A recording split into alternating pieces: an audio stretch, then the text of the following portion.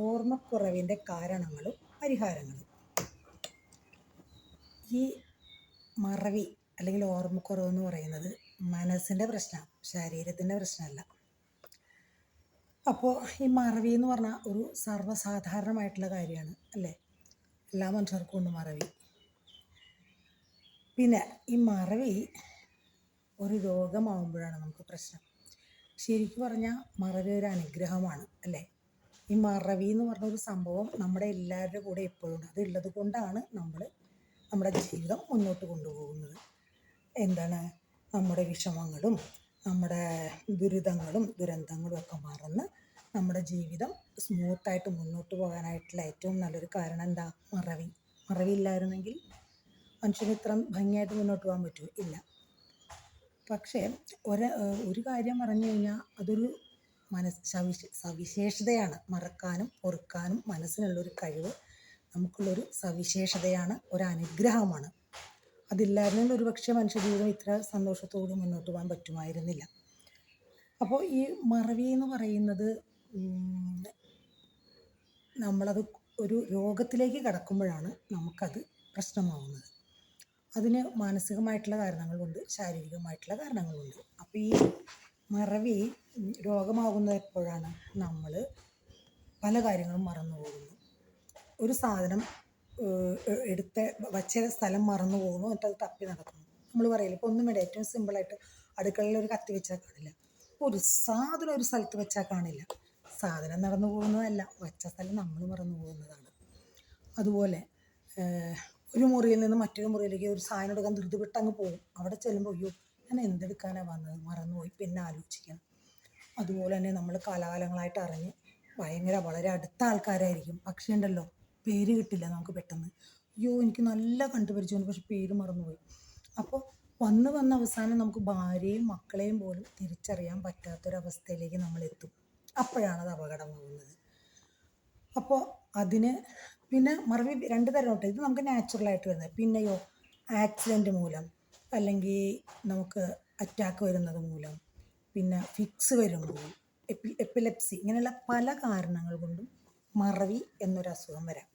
അപ്പോൾ ഈ നാച്ചുറലായിട്ടുള്ള മറവിക്ക് 2 കാരണങ്ങൾ, ഒന്ന് ശരീരത്തിൻ്റെയും ഒന്ന് മനസ്സിൻ്റെയും. അപ്പോൾ ഈ ശരീരത്തിൻ്റെ കാരണങ്ങൾ എന്ന് പറഞ്ഞു കഴിഞ്ഞിട്ടുണ്ടെങ്കിൽ എന്തൊക്കെയാണെന്നറിയാമോ? പ്രധാനമായിട്ടും നമ്മുടെ ശരീരത്തിന് മെയിനായിട്ട് നമ്മുടെ ശരീരത്തിൻ്റെ അസുഖങ്ങളുടെ ഒരു 99% കാരണം അസിഡിറ്റിയാണ്. ഈ അസിഡിറ്റി വരുമ്പോൾ നമ്മുടെ ബ്രെയിനിൻ്റെ ബ്രെയിനിൻ്റെ രക്തത്തിൻ്റെ pH താഴ്ന്നു പോകുന്നു. മാറിപ്പോട്ടെ, രക്തത്തിൻ്റെ pH താഴ്ന്നു പോകുന്നു. അതാണ് ഒരു പ്രധാന കാരണം മിക്ക അസുഖങ്ങളുടെയും. അതൊരു കാരണമാണ് മറവിക്ക്. പിന്നെ രണ്ടാമത്തെ കാരണം എന്താണെന്ന് വെച്ച് കഴിഞ്ഞിട്ടുണ്ടെങ്കിൽ തലച്ചോറിലുണ്ടാവുന്ന മാലിന്യങ്ങൾ. തലച്ചോറിനകത്ത് മാലിന്യങ്ങൾ ഉണ്ടാവും. നമ്മുടെ വയറിൽ മാത്രമല്ല മലം, നമ്മുടെ കണ്ണിൽ മലമുണ്ട്, നമ്മുടെ കാതിൽ മലമുണ്ട്, നമ്മുടെ ബ്രെയിനിൽ മലമുണ്ട്, മൂക്കിൽ മലമുണ്ട്. അപ്പോൾ ഇതിനെന്ത് ചെയ്യണം? ഇതിനുള്ള പരിഹാരം എന്താണ്? ബ്രെയിനിൽ മാലിന്യങ്ങൾ വന്നാൽ എന്താ പ്രശ്നം എന്ന് വെച്ച് കഴിഞ്ഞിട്ടുണ്ടെങ്കിൽ ന്യൂറോൺ തമ്മിലുള്ള ആ ഒരു മെസ്സേജ് പാസ് ചെയ്തില്ലാതെ ബ്ലോക്കായി പോകും. ഒരു ന്യൂറോണിന് വേറൊരു ന്യൂറോണിലേക്ക് മെസ്സേജ് പാസ് ചെയ്യാനുള്ള ആ ഒരു കഴിവ് ബ്ലോക്കാവും. അപ്പോൾ നമ്മൾ മറന്നു പോകുന്നു. അപ്പം അതൊരു കാരണമാണ്. രണ്ടാമതേയുള്ള അതായത് ന്യൂറോൺ ലിങ്കിങ് എന്ന് പറയും. ഒന്ന് അസിഡിറ്റി, പിന്നെ ഇത് ന്യൂറോൺ ലിങ്കിങ്. പിന്നെ സോഡിയത്തിൻ്റെ അളവ് കുറഞ്ഞാലും മറവി ഉണ്ടാവും. അപ്പോൾ ഇതിനൊക്കെയുള്ള പരിഹാരം എന്താണെന്ന് അറിയാമോ? ഇതിനൊക്കെ നമ്മൾക്ക് പരിഹാരമുണ്ട്, പക്ഷെ ഇത് സിമ്പിളാണ്, പക്ഷെ അതാരും ചെയ്യില്ല. എന്താണെന്ന് വെച്ച് കഴിഞ്ഞാൽ നമ്മൾ അതിന് പറ്റിയ ഭക്ഷണങ്ങൾ കഴിക്കുക. ഏറ്റവും നല്ലൊരു സംഭവമാണിത്. ഇതെന്താണ്? കുമ്പളങ്ങ. ഇത് സാധാ കുമ്പളങ്ങ അല്ല കേട്ടോ, ഇതൊരു നരിക്കുമ്പളങ്ങയാണ്. ഇത് കിട്ടാൻ ബുദ്ധിമുട്ടാണ്. ആയുർവേദത്തിൽ മരുന്നൊക്കെ ഉണ്ടാക്കുന്ന കുശുമാണ്ഡ രസായനമൊക്കെ ഉണ്ടാക്കുന്ന കുമ്പളങ്ങയാണിത്. ഇതല്ല, സാധാരണ കുമ്പളങ്ങ ജ്യൂസ് വെച്ച് കുടിച്ചാൽ വളരെ നല്ലതാണ് നമ്മുടെ ഓർമ്മക്കുറവിന്. പിന്നെ അടുത്തതോ, ഇത് കുക്കുംബർ. സാധാരണയായി എല്ലായിടത്തും കിട്ടുന്നൊരു സാധനമാണ്, പക്ഷേ എല്ലാവർക്കും മടിയാണ് ഇത് കഴിക്കാൻ അല്ലേ? കുക്കുംബർ. പിന്നെ ഇത് നോക്കൂ, കോവയ്ക്ക. ഇതൊക്കെ നമ്മുടെ വീട്ടിലുണ്ടായ കോവയ്ക്ക കേട്ടോ. എൻ്റെ വീട്ടിലല്ല, ഒരു സ്റ്റുഡൻറ്റ് കൊണ്ടുവന്നത്. നോക്കൂ. അപ്പോൾ ഈ കോവയ്ക്ക, പിന്നെ പടവലങ്ങ, ചുരയ്ക്ക, ഇതെല്ലാം ധാരാളമായി കഴിച്ചാൽ pH അളവ് കൂടും, ഓർമ്മ തിരിച്ചു കിട്ടും. മനസ്സിലായോ? അപ്പോൾ ഈ പറഞ്ഞതെല്ലാം ശരീരത്തിൻ്റെ കുറവുകളാണ്, അതുകൊണ്ട് വരുന്ന ഓർമ്മക്കുറവ്. അതിനുള്ള പരിഹാരമാണ് പറഞ്ഞത്.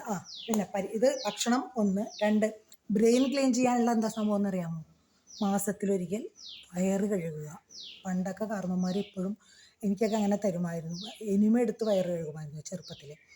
പിന്നെ നമുക്ക് ആയുർവേദത്തിൽ ആവണക്കെണ്ണയുണ്ട്, അല്ലെങ്കിൽ വേറെ വൈദ്യന്മാരോടോ ഡോക്ടർമാരോടോ നിർദ്ദേശപ്രകാരം മാത്രം മാസത്തിലൊരിക്കൽ നമുക്ക് വയറ് കഴുകി നമ്മുടെ തലച്ചോറിനെ ക്ലീൻ ചെയ്ത്, എങ്ങനെ തലച്ചോറിലുള്ള മാലിന്യം കളയുന്നത്?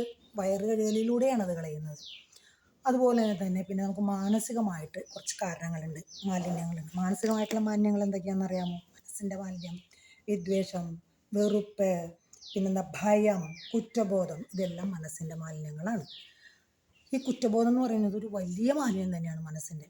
അതിനുള്ള പരിഹാരം എന്താ? ക്ഷമ പറയുക, ക്ഷമ ചോദിക്കുക, ക്ഷമ കൊടുക്കുക. ഇതാണ് മനസ്സിൻ്റെ മാലിന്യത്തിനുള്ള പ്രധാനപ്പെട്ട പരിഹാരം.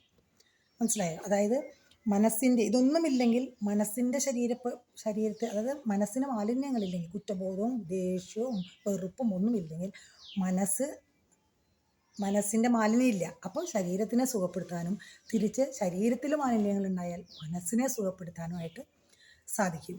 അപ്പോൾ ഈ പറഞ്ഞ സംഭവങ്ങളൊക്കെയാണ് നമുക്ക് ഇപ്പോൾ ഒരുമാതിരിപ്പെട്ട ആൾക്കാർക്കൊക്കെ ഉള്ളൊരു സംഭവമാണ് ഓർമ്മക്കുറവ് അല്ലെങ്കിൽ മറവി. അപ്പോൾ ചെറിയ രീതിയിലുള്ള കാരണങ്ങളും പരിഹാരങ്ങളും ആണ് ഞാനിപ്പോൾ ഇവിടെ പറഞ്ഞത്. ഒന്ന് പരീക്ഷിച്ച് നോക്കിക്കോളൂ.